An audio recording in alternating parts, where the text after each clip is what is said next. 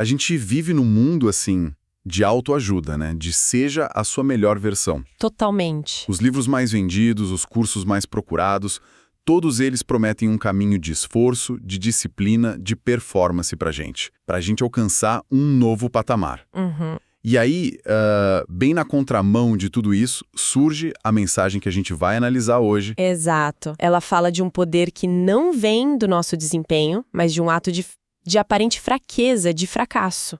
Uma crucificação. Pois é. A questão que fica é: será que essa fraqueza é, na verdade, a fonte de um poder que, sei lá, nenhum coach ou guru pode oferecer? Essa é exatamente a tensão central no material que a gente tem em mãos, um estudo aprofundado do pastor Ezequiel Montanha. Ele nos convida a olhar para o Evangelho não como mais um sistema de autoaperfeiçoamento, mas como algo de natureza completamente diferente. E essa é a nossa missão hoje. Vamos mergulhar fundo no que Paulo, o apóstolo, quis dizer com aquela frase ousada de que o Evangelho é o poder de Deus. Isso. Com base nesse estudo, a gente vai tentar desembrulhar essa ideia em 3 partes. Primeiro, vamos entender a natureza dessa mensagem. Por que é uma boa notícia e não um bom conselho, uma distinção fundamental. Segundo, como esse poder realmente funciona. Como ele transforma alguém de dentro para fora. E por fim, que tipo de responsabilidade isso coloca nos ombros de quem se propõe a comunicar essa verdade. É uma análise do motor da fé cristã, né? Sem firulas, direto ao ponto. Ok, vamos começar a desempacotar isso. A primeira grande ideia que o estudo martela é essa distinção. O Evangelho é uma notícia, não um conselho. Isso parece simples, mas... Mas muda tudo. Muda completamente. O material nos lembra que a palavra grega original, euangelion, não era um termo assim religioso. No Império Romano, Evangelium era um anúncio oficial. Um anúncio que mudava a realidade. Boas notícias, vencemos a guerra. Ou boas notícias, temos um novo imperador. Era a proclamação de um fato consumado que alterava a vida de todos, quer gostassem ou não. Então, peraí. Quando os primeiros cristãos usaram essa palavra, eles estavam fazendo uma declaração política. Quase subversiva. Com certeza. O Evangelium de Roma era: César é o Senhor, ele trouxe a paz com suas legiões. E aí chega Paulo e diz: não, eu tenho outra notícia, uma que anula de vocês. Jesus é o Senhor. E a vitória dele veio numa cruz. É uma virada de chave completa. E o teólogo John Stott, que é uma referência importante no estudo, insistia que esse é o ponto de partida inegociável. O cristianismo não começa com faça isso ou não faça aquilo. Ele começa com escuta só o que aconteceu. Isso. É uma notícia sobre algo que Deus fez por nós em Cristo. Algo que já está completo, sabe? Então a analogia seria: a maioria das religiões te dá um mapa e diz: a montanha é alta, boa sorte na escalada. Pois é. O Evangelho diz: para de tentar escalar. O resgate já chegou de helicóptero exatamente onde você está. Essa analogia é perfeita. E entender isso, como o estudo aponta, nos protege de 2 grandes desvios. Quais seriam? O primeiro é o moralismo, que transforma a fé num checklist de regras para ser uma pessoa boa. Certo. E o segundo, que é muito comum hoje, é a terapeutização da fé, que a reduz a uma ferramenta para aumentar a autoestima, o bem-estar, tipo um coaching espiritual. Entendi. Nos 2 casos, o foco volta pra gente, pro nosso esforço, e a notícia se perde. Exato. Agora tem um ponto aí que pode dar um nó na cabeça de muita gente. O texto bíblico de Romanos diz que nessa boa notícia se revela a justiça de Deus. Para ser sincero, isso soa mais como uma má notícia. Se Deus é perfeitamente justo e nós não somos, a revelação da justiça dele não deveria nos esmagar? Essa é a grande e maravilhosa surpresa da mensagem. E o estudo se aprofunda nisso. A justiça de Deus no Evangelho não é a régua que ele usa para nos medir e nos reprovar. Não. Não. É a própria justiça dele que ele nos dá de presente. É um status, uma condição, que a gente recebe pela fé na obra de Cristo.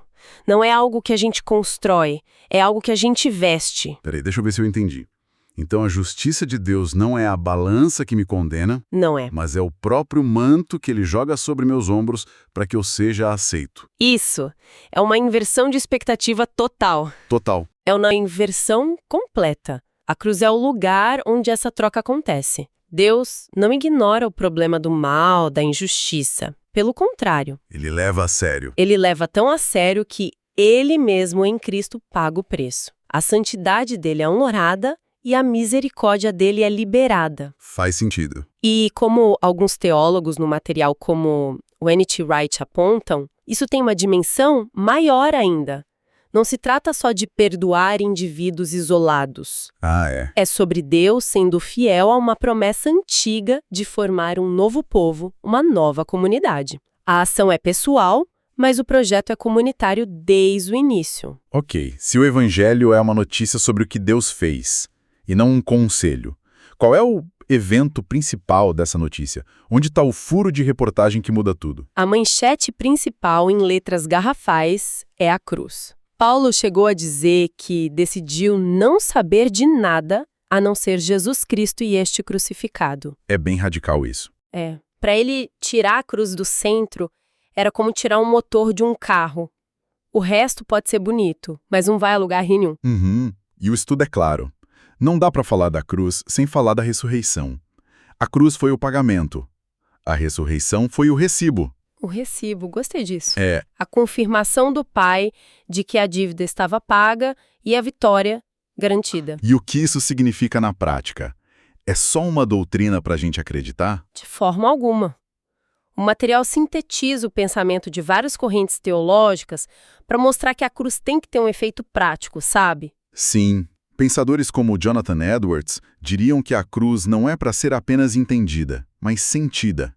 Ela deve gerar em nós um novo conjunto de emoções, um amor profundo por Deus, um respeito que nos afasta do mal e, ao mesmo tempo... Ao mesmo tempo, outros, como Russell Shedd, alertam que a tentação sempre será de domesticar a cruz, de torná-la mais palatável. mais confortável. Exato. Mas a pregação autêntica se recusa a vender uma mensagem mais confortável que tira o escândalo da cruz, porque é justamente nesse escândalo que está o poder. Isso me leva de volta à minha pergunta inicial. Como esse poder que vem da fraqueza da cruz compete com as promessas de poder do nosso mundo? Certo. Como esse dinamis, essa dinamite divina, explode na vida real de alguém? O primeiro ponto que o estudo destaca é a libertação da culpa e do medo. E aqui a gente vê a diferença gritante entre o Evangelho e outras abordagens. Terapias, técnicas de mindfulness, elas podem nos ajudar a gerenciar a culpa, a conviver com ela.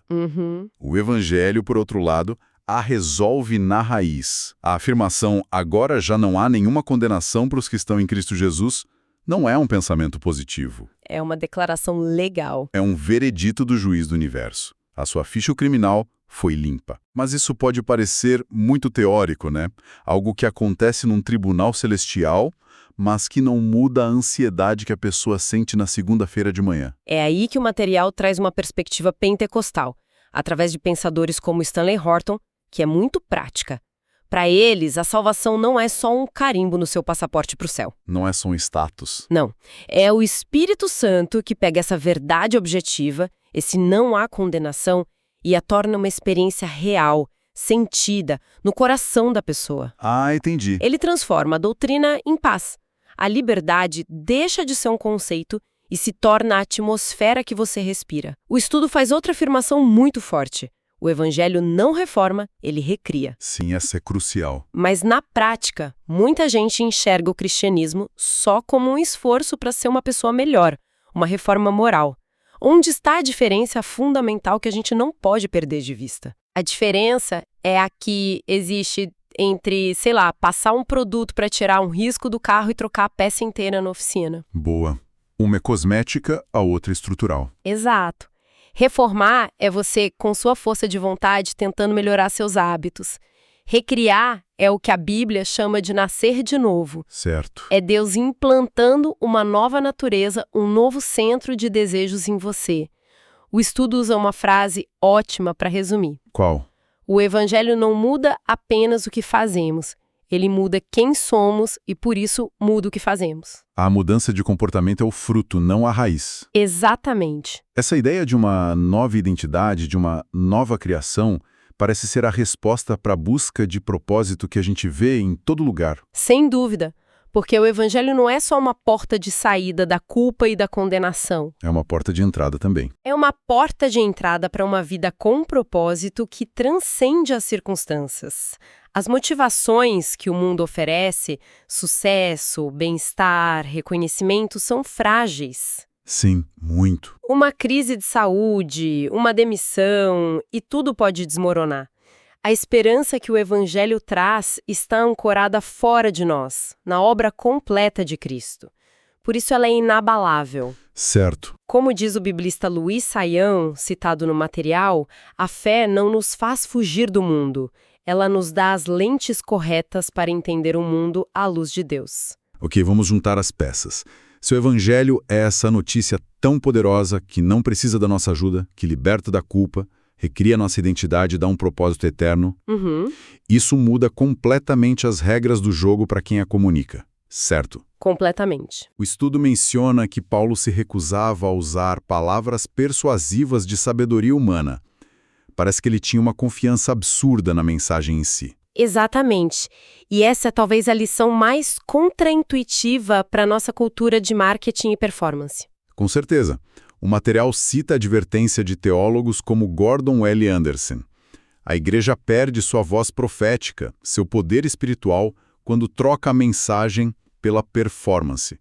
Quando o culto vira um show. Isso, quando o culto vira um show de luz e som, a pregação vira uma palestra motivacional e o evangelho vira um produto a ser vendido com as melhores técnicas. Entendi.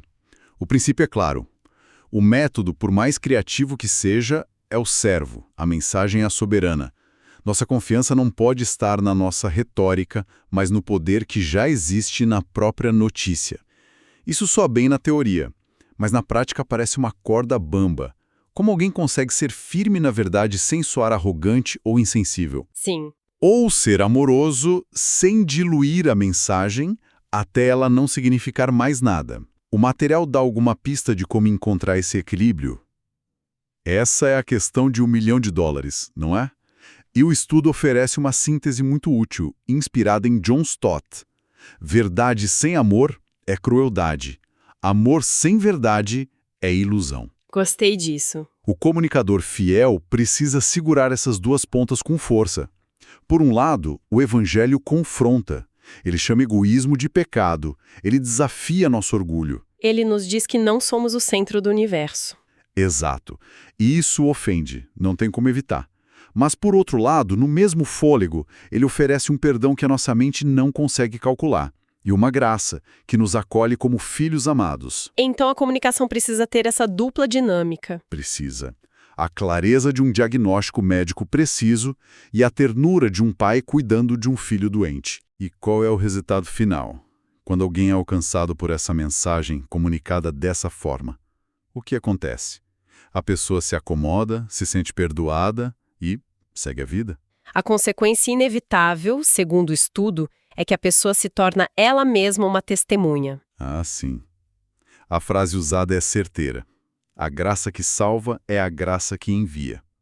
É uma notícia boa demais para ser guardada. Faz todo sentido. E aqui as ideias da tradição pentecostal são novamente muito importantes. Elas nos lembram que no livro de Atos, o derramamento do Espírito Santo não era primariamente para o conforto privado dos cristãos. Era poder para o testemunho público. Exato. Uma igreja que se diz cheia do Espírito, por definição, é uma igreja que não consegue ficar calada sobre Jesus. A transformação pessoal sempre transborda em missão. Fazendo um balanço de tudo que a gente conversou, fica claro que a proposta do estudo é resgatar uma visão do Evangelho que é, ao mesmo tempo, mais simples e infinitamente mais poderosa. Isso. Ele não é um conselho sobre como viver melhor, mas a notícia bombástica da ação de Deus em Cristo. E essa notícia, aplicada pelo Espírito, ela não apenas consola, ela salva. Ela não apenas orienta, ela recria. Ela não apenas informa, ela transforma. E isso muda tudo. Muda o papel da igreja, que não é uma guardiã de museu de doutrinas antigas, mas uma embaixada ativa de um reino presente. Sim. E muda o papel do indivíduo, que não é um mero adepto de um sistema de crenças, mas uma evidência viva, uma testemunha ocular do que o poder de Deus pode fazer na história de uma pessoa. E Para encerrar, fica a reflexão que o próprio material nos provoca a fazer. É uma reflexão sobre a diferença no dia a dia entre uma vida de melhoras morais, que muitos sistemas conseguem produzir, certo? assim, e uma vida que exibe os sinais de uma nova criação. O que, na prática, diferencia uma da outra. E, se essa transformação é real, como ela se manifesta na forma como a gente lida com o nosso trabalho, nosso dinheiro, nossos relacionamentos, nossas frustrações? Uhum. Essa é a pergunta que ecoa.